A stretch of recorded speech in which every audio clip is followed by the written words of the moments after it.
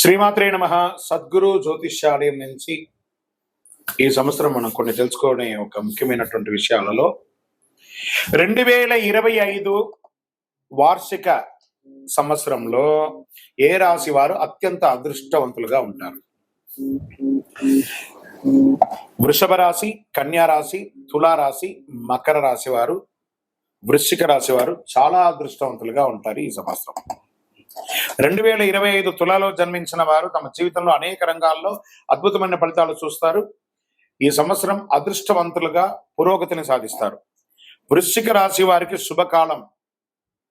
ఈ సంవత్సరం అత్యంత లాభదాయకం పొందే రాశి ఏదైనా ఉందంటే అది వృశ్చిక రాశిగా ఉండొచ్చు. మే ముందు వరకైతే ఇంకా చాలా బాగుంటుంది. కుంభరాశి వారికి ఈ సంవత్సరం అదృష్టమా?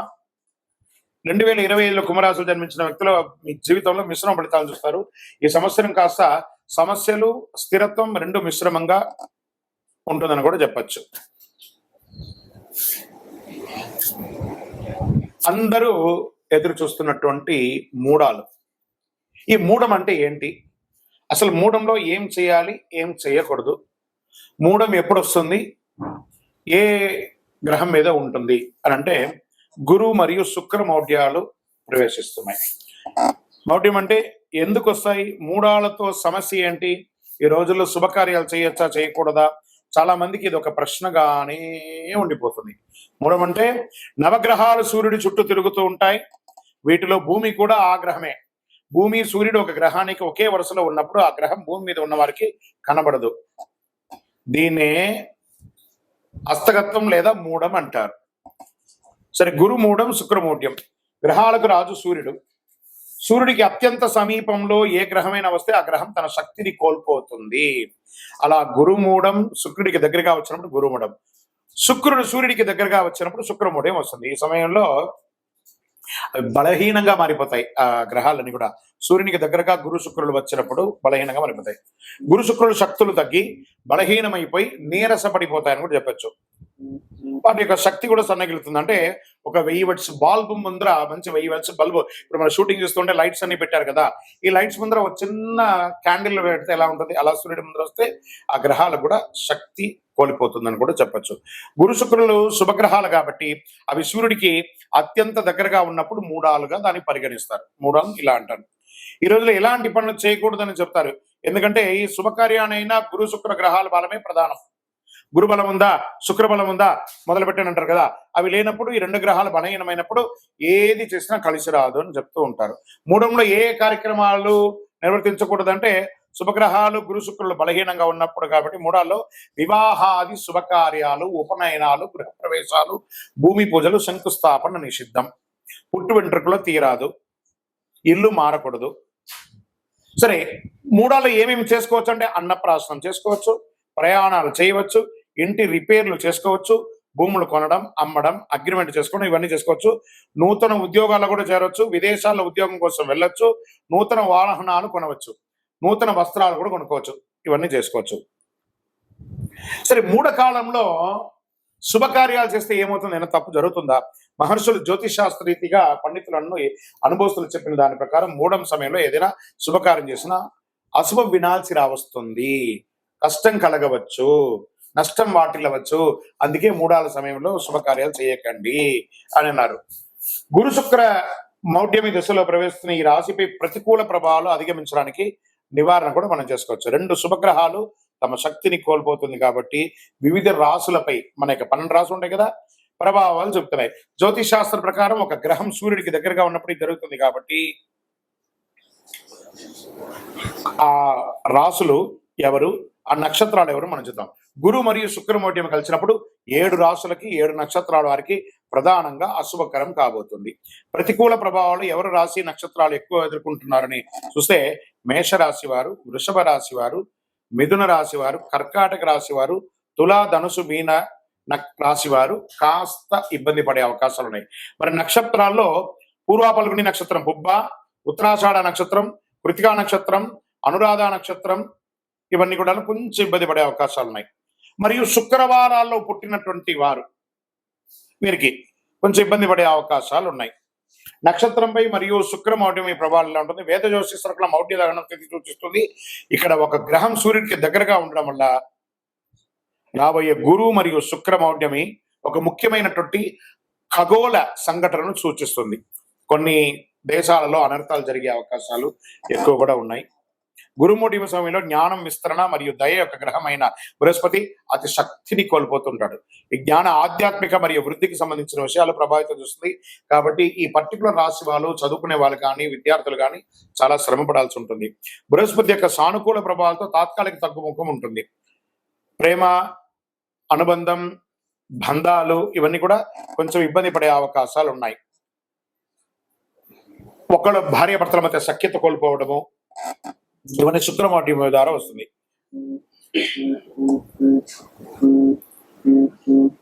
వృషభ రాశిలో గురుమౌఢ్యమి సమయంలో బృహస్పతి యొక్క సానుకూల ప్రభావాలు బాగా తగ్గుతుంది. ఆస్తులు కొనడం, అమ్మడం, కొత్త పని ప్రారంభిస్తారు. వివాహ నిశ్చితార్థాలు, గృహప్రవేశాలు, కొత్త వ్యాపారాలు ప్రారంభిస్తారు. కొంత గురుమౌఢ్యంలో కొన్ని రాశులు మిగతా రాశుల వారికి లాభం అని చెప్పిన బృహస్పతి ప్రభావం కూడా ఉంటుంది. రాహుకేతు మరియు శని మరియు కుజుడు వంటి సహదుష్ట గ్రహాల ఆధిపత్యం చలాయించి గరిష్ట స్థాయిలో ఫలితాన్ని ఇస్తారు ఈ యొక్క దీంట్లో. కాబట్టి కొంచెం జాగ్రత్తగా ఉండాలని కూడా చెప్పడం జరుగుతుంది. గురుమౌఢ్యమి, శుక్రమౌఢ్యంలో చేయవలసినవి, చేయకూడనివి. మరి ఏ డేట్లలో వస్తున్నాయి అని అనుకుంటే, గురుమౌఢ్యమి 2025 స్వస్తి చాంద్రమాన విశ్వావసునామ సంవత్సర ఉత్తరాయణం, గ్రీష్మ ఋతువు, జ్యేష్ఠమాసం శుక్లపక్షం జూన్ 10 పౌర్ణమి, మంగళవారం రాత్రి 2:17 నుండి ఆషాఢ మాసం 2025 శుక్లత్రయోదశి జూలై 8 మంగళవారం మధ్యాహ్నం 3:18 వరకు ఉంటుంది. మరియు శుక్రమౌఢ్యమి ఎప్పుడు వస్తుంది అని అనుకుంటే 2025 శుక్రమౌఢ్యమి 2 సార్లు వస్తుంది. చూడండి, స్వస్తి చాంద్రమాన శ్రీ క్రోధినామ సంవత్సర పాల్గొన మాసం మార్చి 18 మంగళవారం ఉదయం 7:15 ప్రారంభమయ్యి, పాల్గొన మాసం శశిర ఋతువు ఉత్తరాయణం మార్చి 28 శుక్రవారం వరకు ఉదయం 6:30 వరకు ఈ శుక్రమౌఢ్యమి ఉంటుంది. శుక్రమౌఢ్యమి స్వస్తి చాంద్రమాన విశ్వావసునామ సంవత్సర దక్షిణాయనం హేమంత ఋతువు మార్గశిర మాసం శుక్ల దశమి ఆదివారం నవంబర్ 30 మధ్యాహ్నం 1:58 ప్రారంభమయ్యి, శుక్రమౌఢ్యమి 2026 సంవత్సరం ఉత్తరాయణం మాఘమాసం కృష్ణ ఏకాదశి ఫిబ్రవరి 13 శుక్రవారం రోజున ముగిస్తుంది. ఈ సమయాలలో శుభాది కార్యక్రమాలన్నీ కూడా నిషిద్ధమని కూడా చెప్పడం జరుగుతుంది. విజయోస్తు. కొత్త ఏడాదిలో సింహంలో కేతు సంచారం 5 రాశుల వారికి మంచి లాభాలు, భారీ లాభాలను కూడా చెప్పచ్చు. జ్యోతిశాస్త్రం ప్రకారం రాహుకేతువుల్ని చెడు లేదా క్రూర గ్రహాలు లేదా ఛాయాగ్రహం అంటారు. జ్యోతిశాస్త్రం రాహుకేతువులకి ప్రత్యేక స్థానం ఉంది. రాహుకేతువులను అంతు చిక్కని గ్రహాలుగా కూడా పరిగణిస్తారు. అయితే రాహును భౌతిక ఆనందానికి ప్రతీకగా భావిస్తారు. కేతువు మంత్ర ఆధ్యాత్మికకు బాధ్యతగా పరిగణిస్తారు. కొత్త ఏడాదిలో కేతు ప్రభావంతో కొన్ని రాశుల వారికి భారీ లాభాలు కూడా రాబోతున్నాయి. ఈ 2 గ్రహాలు నూతన సంవత్సరంలో తమ స్థానాలను మారుస్తున్నాయి. కొత్త ఏడాదిలో మే 18వ తారీఖున రాహు మీనం నుంచి కుంభంలోకి ప్రవేశిస్తున్నారు. కేతువు కన్యా రాశి నుంచి సింహరాశులకు సంచారం చేస్తున్నారు. ఈ సమయంలో ద్వాదశ రాశులపై ప్రభావం పడుతుంది. అయితే కేతు సంచారం వేళ కొన్ని రాశుల వారికి మెరుగైన ఆర్థిక ప్రయోజనాలు కలుగుతున్నాయి. ఈ జాబితాలో మీరున్నారా? ఒకసారి చూద్దామా. మరి ధనుసు రాశి వారికి శని రాశి నుంచి మార్పుతో ఈ రాశికి అర్ధాష్టమ శని కూడా ప్రారంభమవుతుంది. దీనివల్ల ఉద్యోగంలోనే కాకుండా కుటుంబంలోనూ సమస్య తలెత్తుతాయి. ఆస్తి వివాదాలు కూడా ప్రారంభం కావచ్చు. వీటి మీద మరింత శ్రద్ధ పెట్టడం మంచిది. ఆరోగ్యం పట్ల శ్రద్ధ వహించాలి. గురువు సప్తమ స్థానంలో మారడం వల్ల ఆదాయం దినదినాభివృద్ధిగా చెందుతుంది. శని భాగం లేకపోయినా గురు యోగంగా ఉన్నాడు. పెళ్లి ప్రయత్నాలు సఫలమవుతుంది. సంతాన యోగం కలుగుతుంది. వ్యాపారంలో ముందుకెళ్లే అవకాశాలు కనబడుతున్నాయి. మకర రాశి వారికి మార్చి 29తో ఏళ్నాటి శని దోషం నుంచి విముక్తి పొంది ఉద్యోగపరంగా అంచనాలకు మించి పురోగతి పొందుతారు. నిరుద్యోగులకి మల్టిపుల్ ఆఫర్స్, వృత్తి వ్యాపారాల అభివృద్ధి బాట పడతారు. గురువు 6వ స్థానంలోకి మారుతున్నందువల్ల ఆర్థిక సమస్యలు తలెత్తే అవకాశం ఉంది. కాబట్టి ప్రస్తుత సంపాదన ఎంత వీలైనంత జాగ్రత్త పరుచుకొని ఖర్చు పెట్టుకుంటే మంచిది. మరి కుంభరాశి వారికి, ఈ రాశి వారికి మార్చి 29 శని ధనస్థానంలోకి ప్రవేశిస్తున్నందువల్ల చేతిలో డబ్బులు మిగలని పరిస్థితి ఏర్పడుతుంది. మొండి బాకీలు పెరుగుతాయి. శ్రమ ఎక్కువ, ఫలితం తక్కువ ఉంటుంది. ఉద్యోగంలో సమస్యలు పెరిగే అవకాశం ఉంది. పంచమ స్థానంలో గురువు ప్రవేశంతో ఆదాయం వృద్ధి చెందుతుంది. ఈలోగా ఉద్యోగస్తులు అధికారులతో జాగ్రత్తగా ఉండడం మంచిది. ఆర్థిక లావాదేవీల పట్ల జాగ్రత్తగా వహించండి. అన్నదమ్ముల దగ్గర జాగ్రత్తగా ఉండండి. విశ్లేషణ. మార్చి 29, 2025 తారీఖున షష్టగ్రహ కూటమి ఏర్పడుతుంది. గురుగారు దీని గురించి చాలా చెప్తున్నారు, దీనివల్ల ఏమైనా అపార్థాలు జరుగుతాయా లేదా ప్రళయం జరుగుతుందా అని అందరూ నా దగ్గర ప్రశ్నిస్తున్నారు. ప్రళయం జరుగుతుందా కాదో తెలియదు, కానీ మీరు ప్రళయంలో పడకండి. ఫస్ట్ మీరు అన్ని చూసి రకరకాల ప్రశ్నలతో మీరు సతమతం అవుతున్నారు. అలా అవ్వకండి, రిలాక్స్ గా ఉండండి. ఏమవుతుందో దీన్ని చాలా క్షుణ్ణంగా విశ్లేషించి నేను మీ ముందుకు వచ్చాను. గతంలో 2019 డిసెంబర్ 20వ తారీఖున షష్టగ్రహ కూటమి ఏర్పడింది. ఆ తర్వాత కరోనా మహమ్మారి విజృంభించి విలయతాండవం చేసింది. ఇక ఇప్పుడు మళ్ళీ 2025 మార్చి 29 తారీఖున షష్టగ్రహ కూటమి ఏర్పడుతుంది. షష్టగ్రహ కూటమి ఎఫెక్ట్ ఏమైనా ఉంటుందంటే ప్రళయం వస్తుంది అని అంటున్నారు. నమ్మకండి, అది అబద్ధం. ప్రళయం ఏం రాదు. ఇబ్బందులు వస్తూ ఉంటాయి. ఏమంటే జ్వరం వచ్చిందంటే పారాసెటమాల్ వేసుకొని శరీరం అంతా వీక్నెస్ కదా, అలా కొంచెం కొంచెం ఇబ్బందులు వస్తాయి, కానీ ప్రళయం అయితే రాదు. చాలా మందికి ఒక అపోహ, హెచ్ఎంపివి వైరస్ విజృంభిస్తుందా? నో. ప్రభుత్వం చక్కటి దానికి కావాల్సినటువంటి ఏర్పాట్లన్నీ చేస్తున్నారు. అలాంటి ఏ భయం పెట్టుకోకండి. అయితే ఈసారి కూడా గతంలో షష్టగ్రహ కూటమి ఏర్పడినప్పుడు కరోనా మహమ్మారి విజృంభించినట్టు ఈ హెచ్ఎంవిపి వైరస్ విజృంభిస్తుందా అన్న ఆందోళన పలువురిలో వ్యక్తం అవుతుంది. కాబట్టి ఈసారి ఏర్పడే షష్టగ్రహ కూటమి అంత ప్రభావవంతమైన కూటమి కాదు అని విశ్లేషకులు, గురువులు అన్ని గ్రహాలను దృష్టిలో పెట్టుకొని చెప్పడం జరుగుతుంది. దీనివల్ల తీవ్ర పరిణామాలు ఎదుర్కొనే అవకాశం లేదని జ్యోతిష్ శాస్త్ర నిపుణులు మల్టిపుల్, ఒకరు కాదండి అందరూ చెప్తున్నారు. 6 గ్రహాలు మీనరాశిలో సంచారం. గత ఏడాది అక్టోబర్ 23వ తారీఖున రాహు మీనరాశిలోకి ప్రవేశించి సంచారం చేస్తున్నాడు. జనవరి 28వ తారీఖున శుక్రుడు మీనరాశిలోకి ప్రవేశించాడు. ఇక ఫిబ్రవరి 28వ తారీఖున బుధుడు మీనరాశిలోకి మార్చవుతున్నాడు. మార్చి 15వ తారీఖున రవి మీనరాశిలోకి వస్తున్నాడు. మార్చి 28న చంద్రుడు మీనరాశిలోకి వస్తున్నాడు. మార్చి 20వ తారీఖున శనిదేవుడు మీనరాశిలోకి వచ్చేస్తున్నాడు. సో మీనరాశి వాళ్ళు కొంచెం జాగ్రత్తగా ఉండండి. ఎక్కువ గ్రహమాలిక యోగం అంటారు. ఈ గ్రహాలంతా కూడా 1 by 1 ఇలా వేసి మాలలాగా ఏర్పడింది. గ్రహమాలిక యోగం అంటారు. 6 గ్రహాలు సంయోగంతో అమావాస్య నాడు షష్టగ్రహ కూటమి మీనరాశిలో రాహువు, బుధుడు, శుక్రుడు, సూర్యుడు, చంద్ర, శనులు ఉన్నారు. ఈ 6 గ్రహాలు సంయోగం చెందడం వల్ల షష్టగ్రహ కూటమి ఏర్పడిందని దాని అర్థం. ఈ షష్టగ్రహ కూటమి ప్రభావం ద్వాదశ రాశుల వారిపై మే 31వ తేదీ వరకు ఖచ్చితంగా ఉంటుంది, అన్ని రంగాల వారికి. మార్చి 29వ తారీఖున ఏర్పడే షష్టగ్రహ కూటమి కూడా అమావాస్యతో కూడుకున్న షష్టగ్రహ కూటమి కావడం మరొక ప్రాధాన్యత సంతరించుకుంటుందని కూడా చెప్పవచ్చు. విధ్వంసాలు కలగవు, కానీ మార్పులు ఉంటుంది. ప్రతికూల ప్రభావాలు వస్తే జాగ్రత్త పడాలి. షష్టగ్రహ కూటమి ఏర్పడిన మీనరాశిలో గ్రహాల స్థానాలను బట్టి రాజకీయంగా కాస్త చిరు సంక్షోభాలు ఏర్పడే అవకాశాలు ఉన్నాయి. ఇతర రాశులతో ఆయా గ్రహాలు ఏ స్థానంలో ఉన్నాయో తెలుసుకోవచ్చు.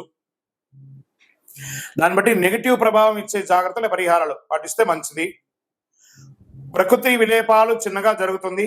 భారతదేశంలో అంతగా ప్రకృతి విలేపాలు ఉండకపోవచ్చు. ఎందుకంటే మీనరాశిలో షష్టగ్రహ కూటమి రావడం అనేది గ్రహమాలిక యోగం ద్వారా ఉన్నది కాబట్టి మన యొక్క భారతదేశంలో అంతగా ఉండకపోవచ్చు. విదేశాల్లో కాస్త జల ప్రళయం, సునామీ, భూకంపం లాంటిది వస్తే రావచ్చు. ప్రకృతిలో వచ్చే వాటిని స్వీకరిస్తాం. 2025 శనిగ్రహ మార్పు ఎవరికి అనుకూలం, ఎవరికి ప్రతికూలం? ఒక 5 రాశుల వారికి అనుకూలం అని కూడా చెప్పచ్చు. జ్యోతిష్ శాస్త్ర ప్రకారం గ్రహాలలో అత్యంత నెమ్మదిగా ప్రయాణించే భగవానుడు ఎవరనంటే శనిదేవుడు, మందగమనుడు అంటారు. ఈ ఏడాది మీనరాశిలో ప్రవేశిస్తున్నాడు. శనిగ్రహ గోచార మార్పు వల్ల 2025వ సంవత్సరం కొన్ని రాశులు లాభాలు చేరుతాయి. శనిదేవుని యొక్క న్యాయం కర్మలను అధిపతిగా, న్యాయ కర్మలకు అధిపతిగా ఉన్నటువంటి పరిగణిస్తున్నటువంటి శని భగవానుడు ఒక గ్రహం నుంచి మరొక రాశిలో ప్రవేశించేందుకు సుమారు 2.5 సంవత్సరం సమయం పడుతుంది.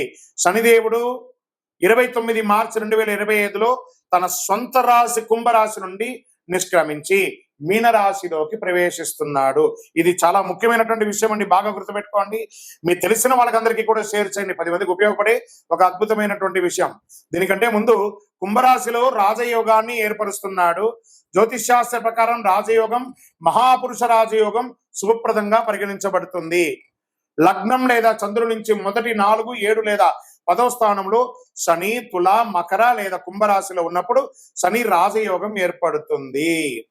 2.5 ఏళ్ల పాటు కొన్ని రాసులకు కష్ట నష్టాల నుంచి విముక్తి కలిగిస్తున్నారు.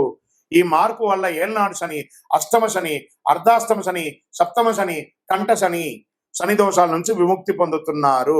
ఈ మార్పు వృషభ, కర్కాటక, తుల, వృశ్చిక, మకర రాశుల వారు లాభపడుతున్నారు. ఈ రాశుల వారికి ఆదాయ వృద్ధి, ఆరోగ్యం, ఉద్యోగంలో పురోగతి ఉంటుంది. ఈ శని స్థానం మారడం వల్ల వృషభ రాశి వారికి శని లాభస్థానంలోకి వస్తుండడం వల్ల 2.5 ఏళ్ల పాటు జీవితంలో శుభ పరిణామాలు చేకూరుతాయి. అలాగే తులరాశి వారికి అనుకూలం. ఇప్పటి వరకు పంచమ స్థానంలో సంచారం చేసిన శనీశ్వరుడు 6వ స్థానమైన మీనరాశిలోకి మారడం వల్ల ఉద్యోగంలోను, వృత్తి వ్యాపారాల్లోనూ తక్కువ శ్రమతో ఎక్కువ లాభం పొందే అవకాశాలు ఉన్నాయి. మరి వృశ్చిక రాశి వారికి శని పంచమ స్థానంలో మారడంతో అర్ధాష్టమ శని విముక్తి లభిస్తుంది. దీంతో ఆదాయ మార్గాలు విస్తరిస్తాయి. ఆర్థిక సమస్యలు చాలా వరకు పరిష్కారాలు అవుతాయి. మకర రాశి వారికి ఈ స్థాన మార్పుతో శుభం కలుగుతుంది. ఇంతకాలం ద్వితీయ స్థానంలో సంచారం చేస్తున్న శని 3వ స్థానానికి మారడం వల్ల ఈ రాశి వారికి 7.5 కాలం పట్టినటువంటి 7.5 సంవత్సరాలు 7.5 అనే శని నుంచి విముక్తి పొందుతున్నారు. మరి ఈ 2025వ సంవత్సరంలో శని ఎవరికి ప్రతికూలంగా ఉన్నాడు? అనుకూలమైనటువంటి రాశులు చూసాం కదా. ఇప్పుడు ప్రతికూలంగా ఎవరికి ఉన్నారు? ఈ శని గ్రహం వల్ల ఈ రాశుల వారికి 2025వ సంవత్సరంలో శని దోషం, బంగారం పట్టుకున్న బూడిదయ్యే అవకాశాలు కొంత ఉన్నాయి. ఇలా అంటున్నారు ఏంటి గురుగారు అంటే జాగ్రత్త పడవలసిందే, తప్పకుండా జాగ్రత్త పడుతుంది. మార్చి 29వ తారీఖున శనీశ్వరుడు కుంభరాశి నుంచి మీనరాశిలోకి మారడం వల్ల శని మీనరాశి సంచారం వల్ల 6 రాశుల వారికి శని దోషం ప్రారంభమవుతుంది. ఏళ్నాటి శని, అష్టమ శని, సప్తమ శని, అర్ధాష్టమ శని అంటే శని దోషాల వల్ల మేష, సింహ, కన్యా, ధనుసు, కుంభ, మీన రాశి వారికి జాగ్రత్తగా ఉండాలి. ఈ రాశి వారికి శని దోషాలు కలిగినందువల్ల ఆటంకాలు, అవరోధాలు, వైఫల్యాలు, అపజయాలు, అనారోగ్యాలు, ఆర్థిక సమస్యలు వంటి జరిగే అవకాశాలు ఉన్నాయి. కానీ శనిగ్రహం వల్ల ఇలా వస్తాయి.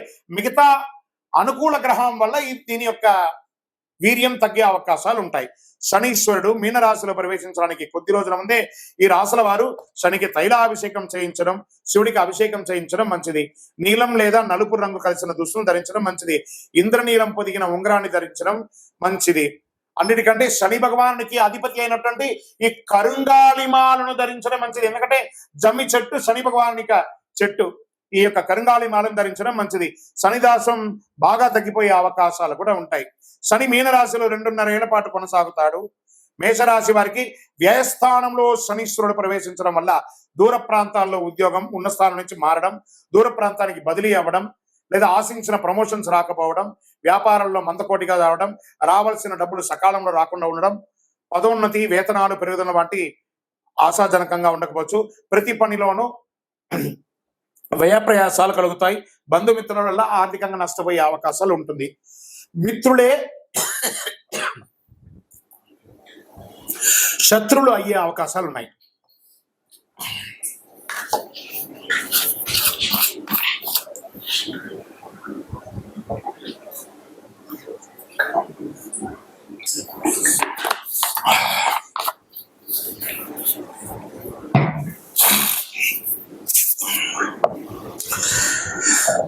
సింహరాశి వారికి శని మీనరాశి ప్రవేశంతో అష్టమ శని ప్రారంభమవుతుంది. దీనివల్ల ప్రతి పని ఆలస్యమే అవుతుంది. కుటుంబంలో ఊహించని సమస్యలు తలెత్తుతాయి. రావాల్సిన డబ్బులు ఒక పట్టాన చేతికి రాదు. ఆర్థిక వ్యవహారాలు, ఆర్థిక లావాదేవీలు నష్టాలు కలుగుతాయి. ఉద్యోగంలో శ్రమాధిక్యంగా ఉంటుంది. వృత్తి వ్యాపారాలు మందగిస్తాయి. ఉద్యోగ, పెళ్లి ప్రయత్నాల ఆటంకాలు ఎక్కువగా ఉంటాయి. ముఖ్యమైన ప్రయత్నాలు శ్రమ తప్పకపోవచ్చు. మరి కన్యా రాశి వారికి సప్తమ స్థానంలో శని సంచారం వల్ల పెళ్లి సంబంధాలు చివరి దాకా వచ్చి వెనక్కి వెళ్లే అవకాశాలు ఉంటాయి. దాంపత్య జీవితంలో సమస్యలు వచ్చే అవకాశాలు ఉన్నాయి. సంతాన సాఫల్యం కొంచెం నిరాశాజనకంగా ఉండే అవకాశాలు ఉన్నాయి. పార్ట్నర్షిప్ లేదా భాగస్వామి ద్వారా సమస్యలు తలెత్తే అవకాశాలు ఉన్నాయి. వ్యాపారాల్లో విభేదాలు వచ్చే అవకాశాలు ఉన్నాయి. శ్రమ ఎక్కువ, ఫలితం తక్కువ. వృత్తి జీవితంలో విరామం లేకుండా పరిగెడుతూ ఉంటారు. శని మార్పు వల్ల ధనుసుకి చతుర్థ స్థానంలో శని ప్రవేశించడం వల్ల అర్ధాష్టమ శని దోషం కలుగుతుంది. దీనివల్ల ఆస్తిపాస్తులకు సంబంధించిన సమస్యలు తలెత్తే అవకాశాలు ఉన్నాయి. గృహ, వాహన ప్రయత్నాలకు బ్రేకులు పడతాయి. తల్లి ఆరోగ్యం ఇబ్బంది పడుతుంది. కుటుంబంలో సుఖ సంతోషాలు తగ్గుతాయి. ఉద్యోగంలో ప్రాధాన్యత తగ్గే అవకాశాలు ఉంటుంది. ఆదాయ ప్రయత్నాలు ఆటంకాలు కలుగుతాయి. అనారోగ్య సమస్యలు కలిగే అవకాశాలు ఉన్నాయి. కష్టార్జితం వృధా కాకుండా చూసుకోండి. మరి కుంభరాశి వారికి 3వ దశ ఏళ్నాడు శని దోషం ప్రారంభం అవుతుంది. దీనివల్ల ఆర్థిక సమస్యలు కలుగుతాయి. రావాల్సిన డబ్బు ఒక పట్టాన చేతికి రాదు. ధనాదాయం బాగా తగ్గుతుంది. డబ్బు తీసుకున్న ఇచ్చిన 10 పరిష్కారాలు కావడానికి చాలా కాలం పడుతుంది. కుటుంబంలో అన్నదమ్ముల మధ్య అక్కచెల్లెల మధ్య చికాకులు తలెత్తుతాయి. శుభ కార్యక్రమాలకి ఆటంకాలు ఏర్పడతాయి. వృత్తి వ్యాపారంలో లాభాలు తగ్గే అవకాశాలు, శ్రమ ఎక్కువ కలిగే అవకాశాలు ఉన్నట్టుగా కనబడుతుంది. మరి మీనరాశి వారికి శని ప్రవేశంతో 2వ దశ ఏళ్నాడు శని ప్రారంభం అవుతుంది. కొద్దిగా అనారోగ్యం పీడిస్తుంది. ఉద్యోగంలో ప్రభావం చూపుతుంది. వృత్తి వ్యాపారంలో సమస్యలు వచ్చే అవకాశాలు ఉన్నాయి. ప్రయాణాల వల్ల నష్టాలు తప్పవు. ఉద్యోగం పెళ్లి ప్రయత్నాల్లో ఆటంకాలు ఎక్కువ ఉంటాయి. విజయ సాఫల్యం బాగా తగ్గిపోతుంది. ప్రతి పనికి బాగా శ్రమపడాల్సి ఉంటుంది. విపరీతమైనటువంటి ప్రయాణాలు ఉండే అవకాశాలు కనబడుతున్నాయి. వ్యయ ప్రయాసాలు చాలా ఉన్నాయి. ఆర్థిక లావాదేవీలు పెట్టుకోకండి. స్పెక్యులేషన్, షేర్ మార్కెట్ అసలు ముట్టుకోకండి. విజయోస్తు. ఈ వారాహి కందదీపం, ఈ వారాహి అమ్మవారి యొక్క పూజ ఈ మధ్య చాలా అన్ని చోట ఆశైతి హిమాచలం పెరిగింది చూసారా. 16 శుక్రవారాలు చేస్తున్నారు. ఆ దీపాన్ని ఎలా పెట్టచ్చు అంటే, ఆ దీపంలోనే అమ్మవారిని ఆవాహనం చేయవచ్చు. ఫోటో ముందు కానీ విగ్రహం ముందు కానీ ఈ కంద దీపాన్ని పెట్టవచ్చు. కందగడ్డను శుభ్రంగా కడిగి పసుపు కుంకుమతో అలంకారం చేయాలి. కొంచెం ఆ కోసిన చోట కొంచెం దీపం వచ్చేలా కొంచెం గుంత తీసుకొని అందులో నెయ్యి పోసి దీపం పెట్టాలి. కంద దీపం పెట్టిన సమయంలో మామూలు దీపం కాకుండా రెగ్యులర్ దీపం కూడా ఒకటి పెట్టాలి. కంద దీపంతో పాటు నార్మల్ దీపం కూడా ఒకటి పెట్టాలి. అమ్మవారికి ధూపదీప నైవేద్యం సమర్పించాలి. అష్టోత్తరం కానీ సహస్రనామంతో కానీ మూఢమంత్ర జపంతో కానీ పూజించుకోవాలి. కంద దీపం పెట్టిన రోజు దుంపలు, తేనె, లడ్డులు ఇలాంటివి నివేదన చేయవచ్చు. కంద దీపం మరుసటి రోజున అదే కందను ప్రసాదంగాను వంట చేసుకొని తినవచ్చు. కంద తినని వారు గోవుకి తినిపించవచ్చు. ఇలా ప్రతి శుక్రవారం రాత్రి చేస్తే మీకు ఉన్న ఆటంకాలన్నీ తొలగిపోయి ఐశ్వర్యం సంకల్పిస్తుంది. ముఖ్యంగా గొడవలు, నిందలు ఇవన్నీ తొలగిపోతాయి. వివాహం కాని వారికి వివాహం త్వరగా అయ్యే అవకాశాలు ఉన్నాయి. ఇల్లు కొనుక్కోవాలన్న వారికి, భూమి కొనుక్కోవాలన్న వారికి వారాహి కదా, భూ అమ్మవారు, ఆ వారాహి అమ్మవారిని ప్రార్థించే చాలా అద్భుతం కలుగుతుంది. రాత్రి పూట సమయం వరకు ఉపవాసం అవసరం లేదండి. కొంచెమంది ఉండాలనుకుంటే ఉండొచ్చు, లేని పక్షంలో దీనికి ఉపవాసం ఉండలేదు. ఆ ఒక్కరోజు మాత్రం మధు మాంసాలు తినకుండా దూరంగా ఉంటే మంచిది. సాయంత్రం పూజ మొదలు పెట్టే సమయానికి మళ్ళీ చక్కగా పళ్ళు దొంగకొని దంత సేవనంతా చేసుకొని తలస్నానం చేసి పెట్టుకుంటే చాలా మంచిది. మన శరీరంలో దుర్గంధం రాకూడదు. ఈ దీపం వెలిగించినప్పుడు చినిగిన బట్టలు ధరించకూడదు. అసహనం ఏదైనా కూర్చోలేని ఇబ్బంది కలిగే అసహనంగా కూర్చోకూడదు.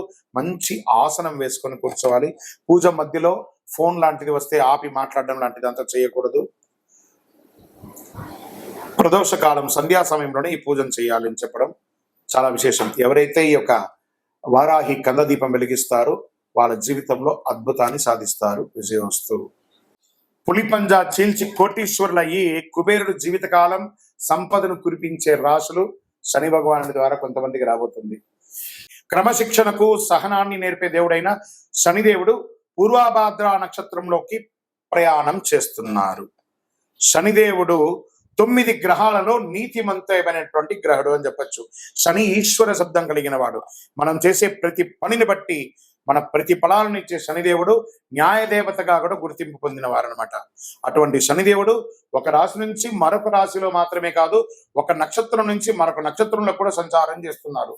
శని సంచారం అతి నెమ్మదిగా చాలా స్లోగా ప్రయాణించే గ్రహమైన శనిదేవుడు 2.5 సంవత్సర కాలం ఒకే రాశిలో ఉంటాడు. ప్రస్తుతం కర్మవీరుడు అయిన శనిదేవుడు 30 సంవత్సరాల తర్వాత తన సొంత రాశిలో ప్రయాణం చేస్తున్నాడు.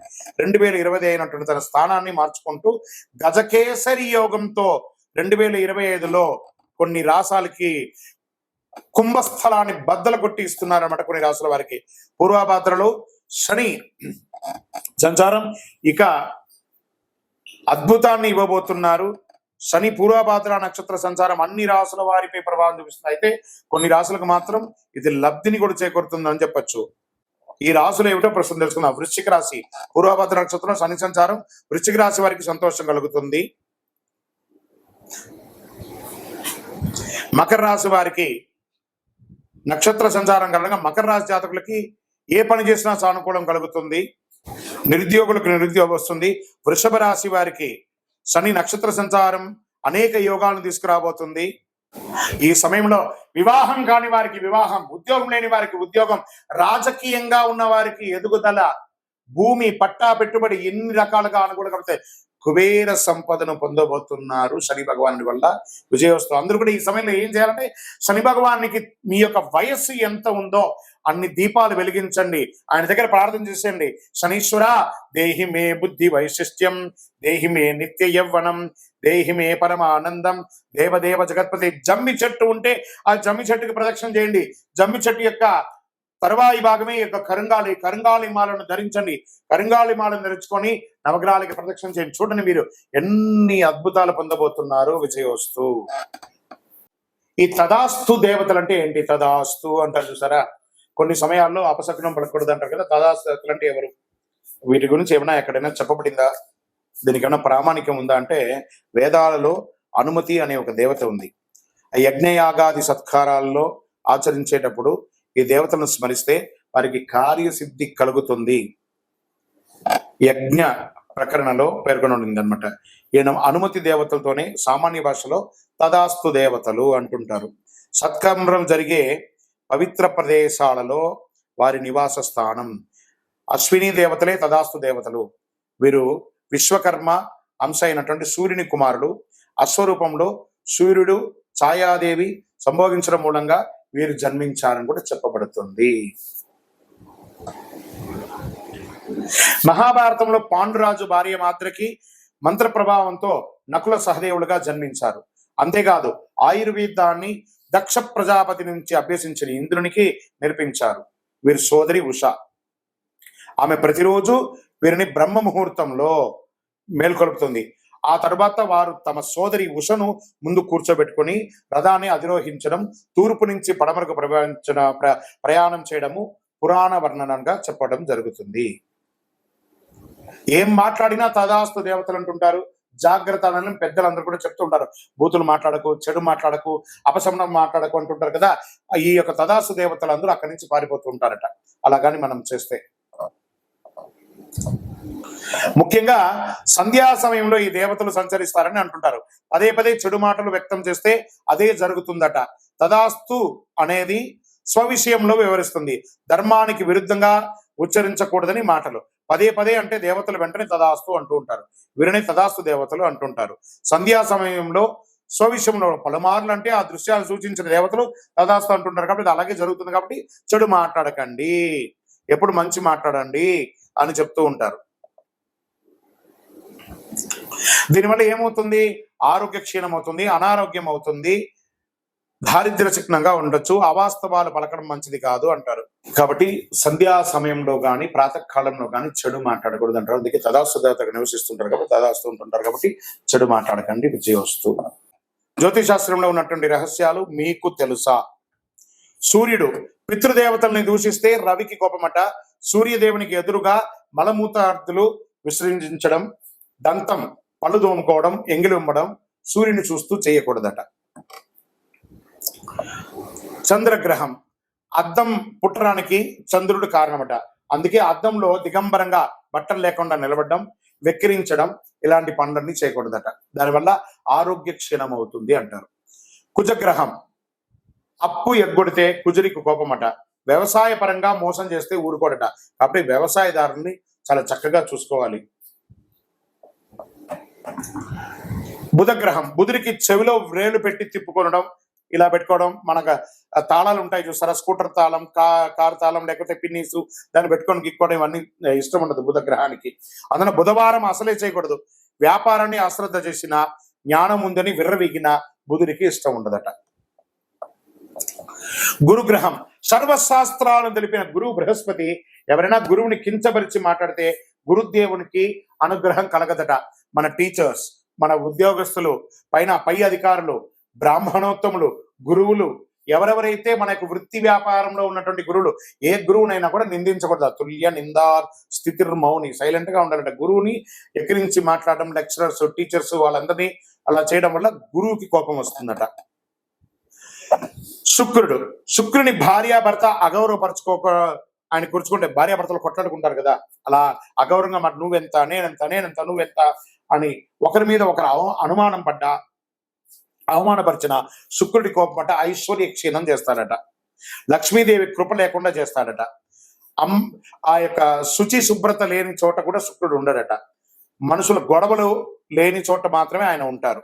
మరి శని భగవానుడు, శనికి పెద్దల్ని కించపరిచిన, మరుగుదొడ్లు శుచిగా లేకపోయినా చాలా కోపం వస్తుందట. తల్లిదండ్రులను చులకగా చూసినా కోపం వస్తుందట. సేవకు వృత్తి చేసిన, సేవ చేసిన వారిని కాపాడాలని, ఆయన కాపాడితే చాలా ఆనందపడతాడట. నలిగిన బట్టలు, పాత బట్టలు, తలస్నానం చేయకుండా ఉన్నా కూడా దరిద్రం వెంట శని భగవాన్. మాకు చుండ్రు వస్తుందండి, మా తల ఎంట్రుకలు రాలిపోతుందండి, ఇవన్నీ దరిద్ర చిహ్నం. నిత్యం ఎన్నిసార్లు ఉదయం సాయంత్రం స్నానం చేసినా తల మీదకి వెళ్ళి స్నానం చేయాలి. పడక మీద నుంచి పడుకొని వస్తాం, మన శుభ్రత కోల్పోయినట్టే కదా. కాబట్టి తల మీద స్నానం చేస్తేనే శని భగవానికి ఇష్టమట. లేదా శని నెత్తి మీదే కూర్చుంటాడట తల స్నానం చేయకపోతే, అది మహా దరిద్రం.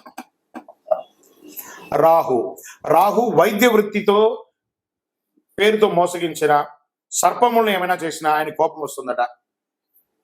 భ్రమమాయకు కారణమవుతాడు. భూమి కారకుడు కూడా, ఆవిడికి భూమి కూడా ఇబ్బంది కలిగిస్తారట. కాబట్టి జాగ్రత్తగా ఉండాలి. మరి కేతు, జ్ఞానం ఉండి కూడా పంచడానికి వెనకబడి, మోక్షకారకుడైన కేతుకి పెద్దలకు మరణానంతరం చేయవలసిన పితృకర్మలు చేయకపోయినా, మేము బియ్యం ఇచ్చినామండి, పెద్దలు చనిపోతే మాకు తద్దినాలు అలవాట్లేదండి, ఇలాంటి మీ యొక్క బద్ధకానికి, మీ యొక్క సోమరితనానికి అలవాటయ్యి పెద్దల యొక్క కనీసం చనిపోయిన రోజును కూడా గుర్తుపెట్టుకోకుండా ఉంటే ఆ ఇంట్లో అశుభం జరుగుతుందట. ఈయన జాతకంలో బాగలేకపోయినా కూడా ఆరోగ్యపరమైనటువంటి ఇబ్బందులు వస్తుందంటే కేతుగ్రహం వల్ల. ఇవన్నీ గుర్తుపెట్టుకోవాలి. విజయవస్తు.